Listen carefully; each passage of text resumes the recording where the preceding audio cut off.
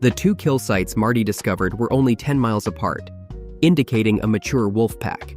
Over the past 5 years, the number of wolves in Alaska had steadily increased. However, balance is key to maintaining ecological stability. Moreover, a wolf pelt is worth $500, enough to reduce his debt accumulated this season. The moose wasn't entirely consumed, and the wolves would return to finish it. So Marty set several traps nearby, creating a net to catch the cunning wolves. To catch wolves, one must think like them. Wolves rest nearby after a feast. And indeed, he found a wolf den in the woods, with some blood traces nearby, possibly from an injured wolf. He tied a wire on the animal trail. The wire's front end was a noose that would tighten quickly when it ensnared a wolf's neck. Using the same method, he set up 5 traps in total. Wolves typically return to their prey within a week, so all Marty had to do now was go home and wait. Marty refueled his plane, adding to his debt. Now, all his hopes were on the traps. He approached the first trap with a nervous heart. It was a wolf trap, but unfortunately, it was empty. But the nearby mink trap was effective. This year, mink fur could only be sold for $7, but it was better than nothing. Marty reset the trap and then moved on to the next location, where he had high hopes. There, he found fresh wolf tracks, but the first trap had not caught anything. Marty was not discouraged, as there were still several traps to check. One of the traps had captured an adult gray wolf, which was still holding a piece of moose meat in its mouth. The adult gray wolf, weighing up to 70 kilograms, was a challenging catch. Marty struggled to transport it to his plane, but it could bring in $500. With a positive mood, Marty headed home. A snowstorm swept through Alaska. Marty wanted to strike while the iron was hot, but the bad weather was a setback, especially with only 6 weeks left in the season. He needed to make the most of every day. He knew there were several beaver ponds nearby and planned to try his luck there. Beavers like to eat the tender shoots of poplar trees. On the way, Marty collected some, perfect for setting traps. In the fall, beavers collect large piles of branches and store them in the water as food reserves. When winter arrives, they select branches daily to take home and eat. Marty quickly broke through the unexpectedly thin ice layer, a sign that pleased him as it indicated he was in the right spot.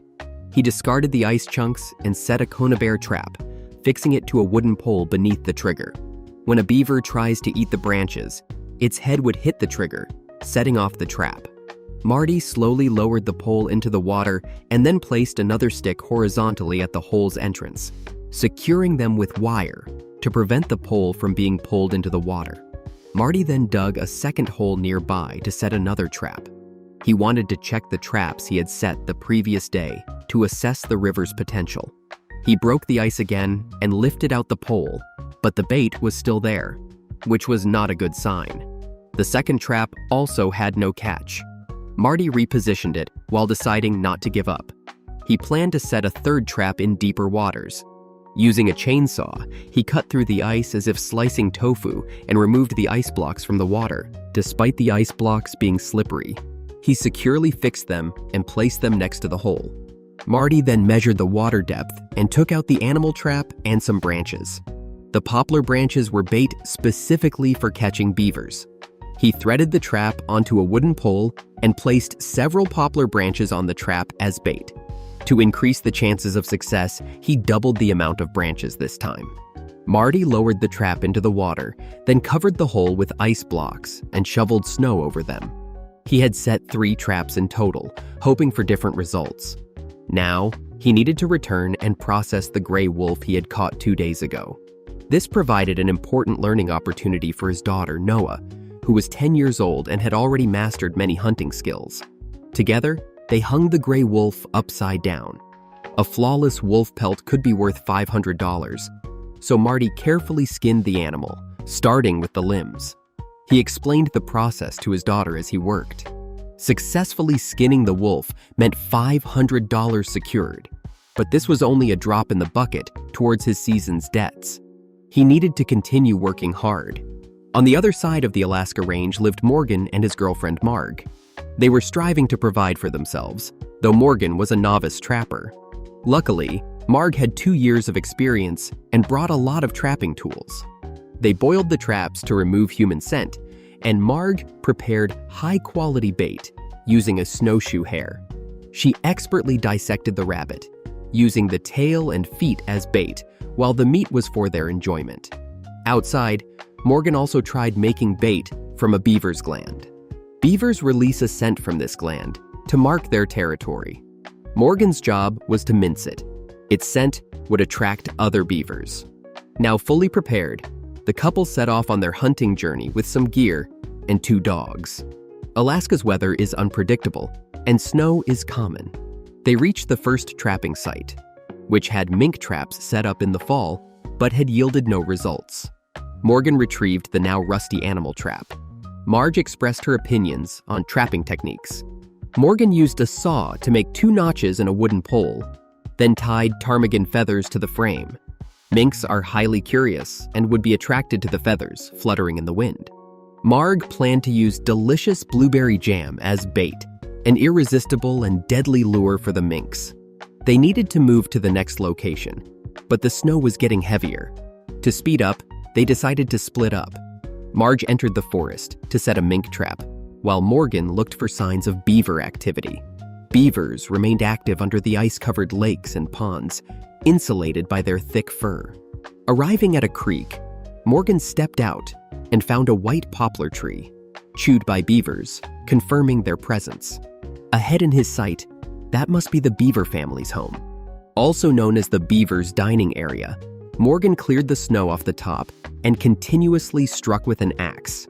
After dozens of hits, he finally broke through the ice layer.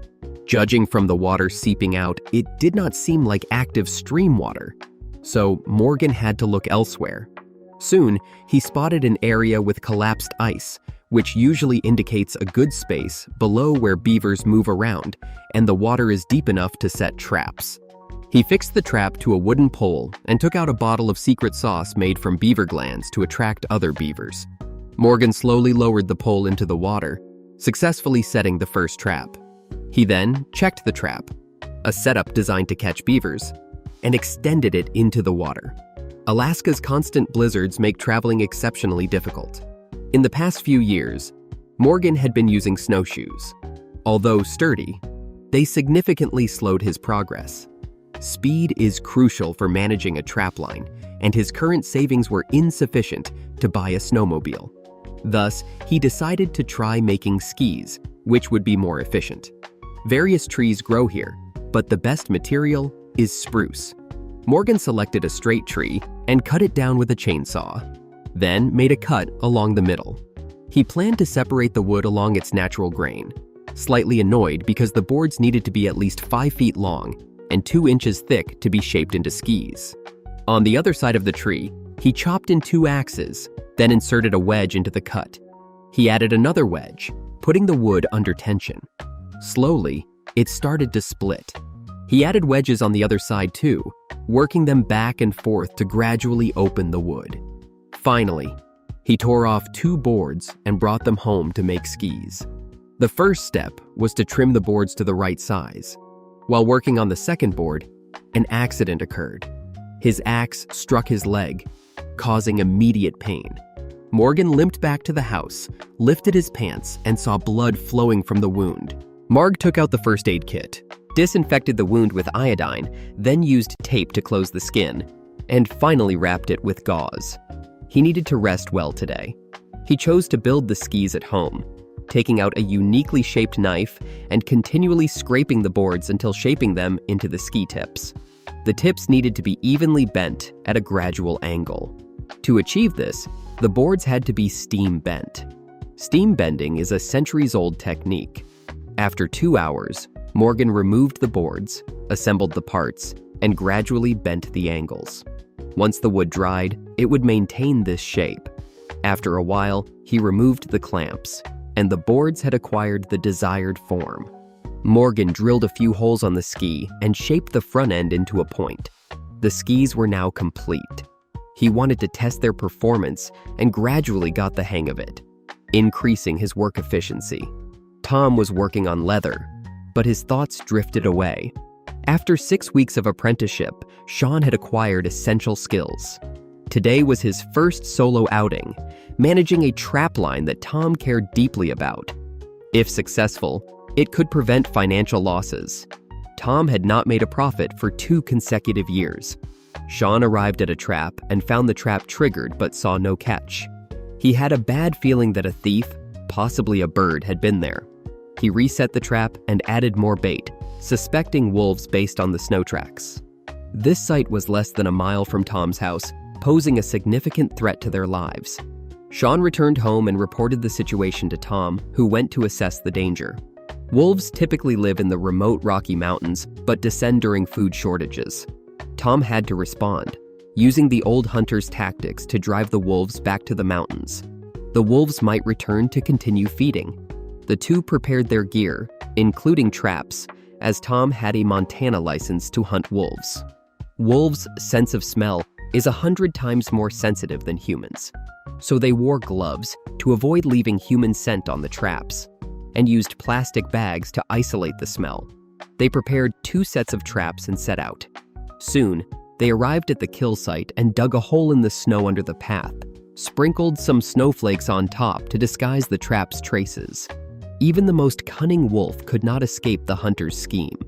Sean also set his trap, and they returned to wait. Tom went to check the traps after a heavy snowfall last night, which might have disrupted the traps, erasing any signs of kills, making it impossible to catch anything. So, Tom prepared to retrieve them, but the struggle between man and wolf would continue. This was a trap for wild boars. The Jason couple had been busy for hours in the small woods. By evening, the trap was triggered. Jason rushed to the scene, but unfortunately, the wild boar had torn through the wire mesh and escaped. Angrily, Jason grabbed his shotgun and entered the woods. Compared to fancy techniques, a gun was more direct and violent. Jason arrived at the trap site to track the wild boar's escape route. When the boar moved, the overall direction of the leaves could indicate its path. For an experienced hunter like Jason, that was enough to make the correct judgment. Analyzing the tracks, Jason continued the chase, passing through over 2 miles of thick brush. The landscape ahead, cluttered with rocks, made tracking difficult. Now, he had to rely on his hunting experience. Wild boars are omnivores that eat grass but are particularly fond of forest fruits, apples being one of them. Jason soon made a discovery. He could likely encounter a wild boar nearby. However, he first noticed a plant, wild garlic, which pairs well with pork. With the side dish sorted, all that was left was to catch the boar. Thinking of the delicious meal energized Jason with renewed strength. Suddenly, he saw a wild boar and used his backpack as a makeshift stand. The boar was unaware of the looming danger. Jason took aim and fired, but unfortunately, the bullet was a dud. Yet, the boar collapsed at the sound of the gunshot. Jason quickly approached and found the boar had indeed died. He removed his hat in respect, gently patted the boar, and thanked it for providing meat to sustain his family for a while. Jason immediately gutted the boar to prevent the meat from spoiling, tied up its limbs with a rope, and estimated its weight, over 100 pounds. Pleased, Jason carried the boar back to camp. He had caught a wild boar, yielding 100 pounds of pork. Seeing him return fully loaded, Mary rubbed her hands together, ready to show off her culinary skills. Their daughter also came to help. As mountain dwellers, their diet primarily depended on hunting. Now, they needed to butcher the pork, sorting the meat by different cuts. Lacking a refrigerator, they used a special method, adding water and slowly stewing some of the meat over a fire. The rest of the meat was for curing, which could preserve it for a long time. They covered the meat in salt and placed it in a storage container. Then, Jason remembered the wild garlic, took it out for his wife to try, and added it as a side dish to enhance the pork's flavor. Soon, he served up a delicious dish. The family sat together, enjoying the excellent taste of the pork, praising it endlessly while admiring the evening scenery and feasting happily. Happiness was that simple. On the Blue Ridge Mountains, Eustace and Preston wanted to earn money through woodworking. No longer satisfied with selling raw logs, they heard that crafting them into handicrafts could add more value. They attempted to make a dining table from wood planks eaten by worms. If this method proved successful, they could turn waste into treasure. Both were skilled carpenters. They built the base and laid 2 wooden boards on top, but soon realized the nails were too short to secure the boards. Therefore, they decided to modify the nails. When steel is heated to 1500 degrees, it becomes malleable enough to be shaped and stretched. Eustace hammered the nails, thinning and lengthening them until they could be driven into the wood at the required length. Then, they applied oil to the boards to deepen their color. Soon, the piece was finished. Now, they needed to take it to town to assess its value. Their friend Gary, an experienced merchant, looked it over. The table had several wormholes which, in the past, would have deterred customers. However, times have changed, and such tables have become trendy and fashionable. He estimated it could easily sell for $3,500. Hearing this price left them astonished. They had opened a path to wealth which significantly impacted Richie's hunting activities. A quick campfire helped prepare for the final push. Once warmed up, Richie set off again. His target was an elk, as his home's meat supply was running low. Today seemed like his lucky day when he encountered several elks. He readied his rifle, but unfortunately, the elks were moving too quickly. Richie guessed they had smelled him, which made them run away swiftly. This was his only chance at hunting, now lost. As the snowstorm intensified, Richie, with a bow in his left hand and a horn in his right, was ready to take drastic action. Yesterday, his dog team detected an active threat, a mountain lion nesting in a local ranch, posing a severe threat to the rancher. Once a mountain lion claims its territory, it becomes fiercely protective. Richie's task was to destroy its den and drive the mountain lion deep into the mountains. For this, he prepared a barrel of gasoline and a can of gunpowder. Richie arrived at the destination, a rocky area where the mountain lion's den was located. He had to be cautious, or he and the lion would end up face to face. Richie transferred the gunpowder into the barrel using the horn, then approached the den with several tools. The gasoline soaked in the barrel with sawdust provided the firepower. Richie planned to ignite it by shooting an arrow. He took a piece of red cloth, tore it, and wrapped it around the arrowhead with tape. He then smeared some petroleum jelly on it. After lighting the sawdust, he drew his bow, lit the red cloth, and took aim. The arrow hit the barrel and bounced off. Richie was unsure if it had hit the target. After waiting a while and seeing no reaction, he couldn't help but move closer, but then hesitated to approach further. He waited a bit longer, and after the flames had completely died down, he pulled the fuse closer and poured more gasoline, then shot another arrow. Richie's archery skills were exceptional, and he hit the target firmly. A loud explosion echoed through the wilderness, and a mushroom cloud appeared halfway up the mountain, collapsing the cave. The mountain lion would likely understand Richie's message and leave the area. In southeast Alaska, there is an archipelago of over 1,000 islands known as the Alexander Archipelago. The area is rich in resources, and indigenous people have thrived there. Brent was born and raised locally, but moved away with his family at the age of 16. Since then, he had drifted from one city to another. After a period of wandering, he felt a primal call and returned to this land at the age of 33. He bought 10 acres in Alaska Bay, planning to build a sturdy log cabin. Currently, he was living in a temporary tent, and with the weather not yet completely turned bad, he needed to construct his house quickly. He had prepared most of the materials, but was still missing a crucial log soaked in seawater. He knew of an island that might have such driftwood. Brent set out in his boat, targeting an island across a 3-mile-wide strait, facing the challenge of the tides. Today, the waves were exceptionally fierce, adding gloom to his journey. The boat sped across the water as Brent raced against time. Soon, he arrived at his destination. Upon landing, Brent inspected a log that, unfortunately, did not meet the thickness requirements, but was very straight and might be suitable for building a meat rack. With only 2 hours left until dark, he needed to work quickly. The log in front of him met his needs. but he had to chop off all its branches. Each log weighed 250 pounds, and placing them directly on the boat would flatten it. Thus, he planned to tow them back home. As long as no accidents occurred, he could make it home before dark. However, an accident did happen. With a tearing sound, the rope got caught in the propeller. Forced to stop in the middle of the ocean, Brent struggled to free the rope. After many attempts, he succeeded, but 15 minutes had already passed. He needed to hurry back as the sea could become very dangerous at night, and he was only a short distance from the shore.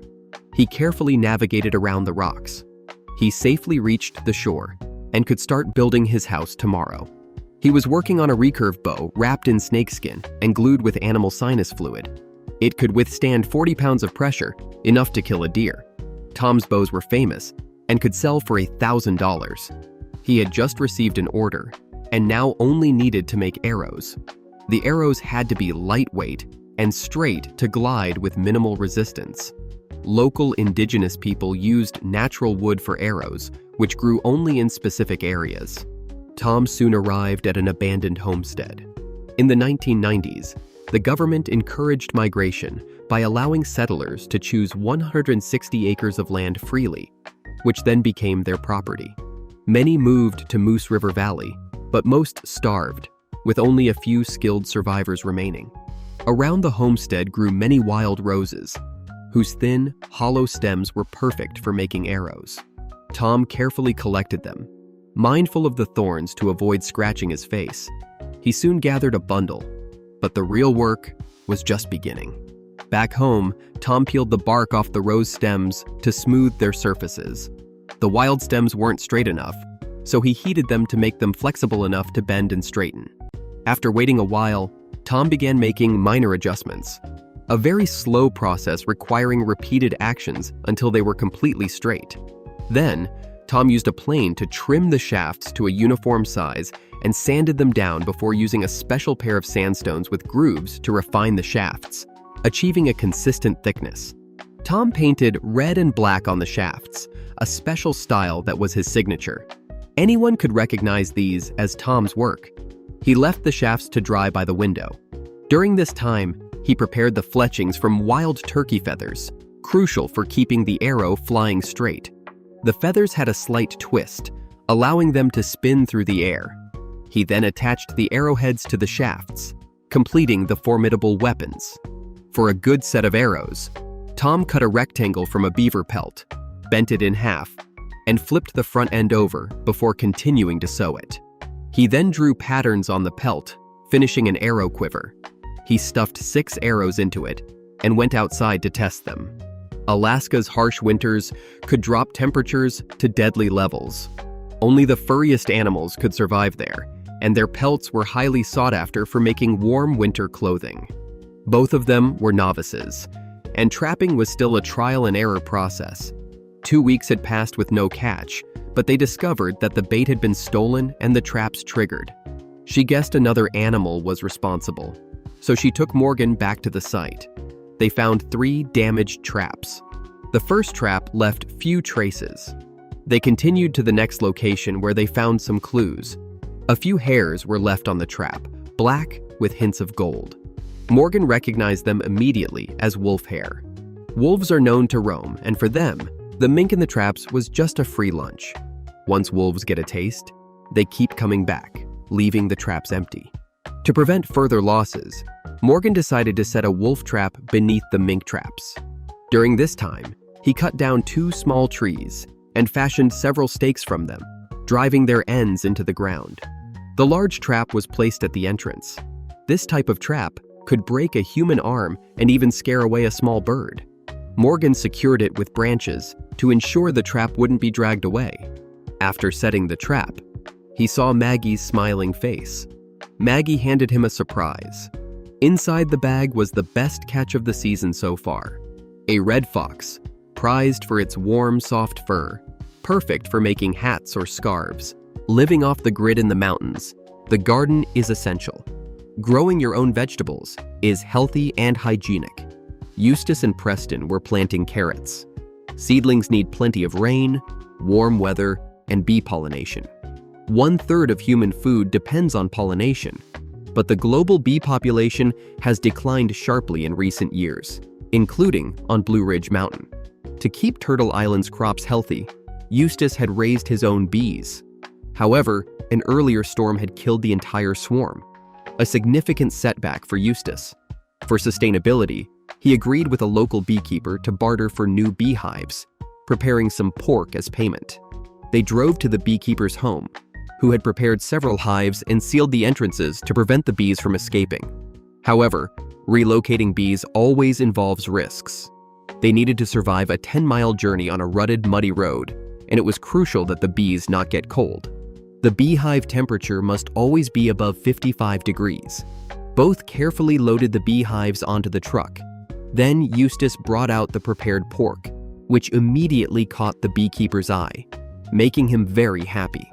After saying goodbye to the beekeeper, Eustace started the journey back. The mountain road was very rugged, which worried him. After a particularly rough shake, he stopped the truck and they repositioned the beehives before continuing. However, the truck wouldn't start. They tried to fix the issue and found a loose screw. Once Eustace tightened it, the truck started again and the rest of the journey went smoothly. They arrived home and together, they moved the beehives. The bees were all safe and sound, giving them hope that these little creatures would soon settle in their new home. They felt relieved and could almost see a bountiful harvest ahead. With roosters crowing and pigs happily scratching themselves, this is the Blue Ridge Mountains, where Eustace enjoys a free-spirited life. Now that the garden is set up, he is thinking about how to increase livestock productivity. Managing a farm takes a lot of energy, but he thought of an excellent method. It involves combining the chicken coop and pigsty into a double-decker structure, with pigs on the upper level, receiving priority access to waste from the stables. Once they've finished with the food, the ground waste falls below for the chickens to peck at. The chickens' droppings then serve as fertilizer for the garden, completing the cycle system. The idea is promising, but its implementation remains to be seen. The basic framework is already in place. The next challenge is to build a sloped floor that will allow chicken waste and other debris to roll to the bottom. They work enthusiastically, even as the snow falls heavier. The weather here is very unpredictable, but they maintain their enthusiasm. They nailed a wire mesh at the bottom, allowing residues to fall through the holes. They are designing the second layer, crucially ensuring the floor has gaps wide enough for feed and waste to filter through, but not so wide that pigs could trap their hooves. After spacing the wooden planks 2 fingers apart, the next step is to enclose the pigsty. The walls must be sturdy, as the growing pigs will become much stronger. Inside, they wrapped it with wire mesh and covered the exterior with wooden boards. Then they moved on to constructing the roof using materials salvaged from old buildings, an excellent way to recycle. Now they tested the setup. They caught a chicken and placed it on the second layer. It seemed quite content. Then they caught 2 piglets. They moved the piglets to the first level. The 2 little ones were very curious. Eustace brought horse manure from the stables, containing undigested feed that the piglets enjoy. Soon, they started eating, and the residue fell through the gaps into the second layer. The 2 adults watched this scene with smiles, happy with the outcome. Only the hen seemed confused, pacing around, unclear about what was happening. Then, he lit the fire with a lighter. The flames rose instantly, forming 6 bonfires in a circle, resembling a pagan ritual. He did this strange thing because here in Southeast Alaska, at the intersection of towering mountains and vast fjords, lies a temperate rainforest in the frozen wilderness, battered by 200 inches of rain. But at 16, he moved to a big city with his family and lived there for 17 years before suddenly feeling the call of the wilderness. To gather enough money to buy land, he took 2 jobs at 58. Once he saved enough, he resolutely returned to his birthplace. He had been living in the temporary tent for a month, preparing the timber for building his house. Now ready, he planned to start construction. He sketched the house's shape in his notebook and set bonfires at the 6 main foundation points. During this time, he processed the logs, which were driftwood soaked in seawater. Brent used a chainsaw to cut them into sections. Once the fire had completely died down, the ground beneath became soft, but it would refreeze in 10 minutes. So, Brent had to work quickly, inserting the stakes into the ground and linking them. Once he leveled the stakes, he placed the foundation beams on top and secured them with nails. A strong foundation ensured a sturdy and durable house. After working for a while, the basic framework was completed. He was an excellent carpenter and methodically progressed with the construction. After the floor came the walls. When nailing, he angled the nails downward so that when he raised the walls, they would align properly. After completing one wall, he erected it using a triangular method for stability. The horizontal walls were heavier, and it was almost impossible for Brent to handle alone. He gradually lifted the walls, exhausting himself. That was enough for today. For dinner, he cooked some stew. Although this life was hard,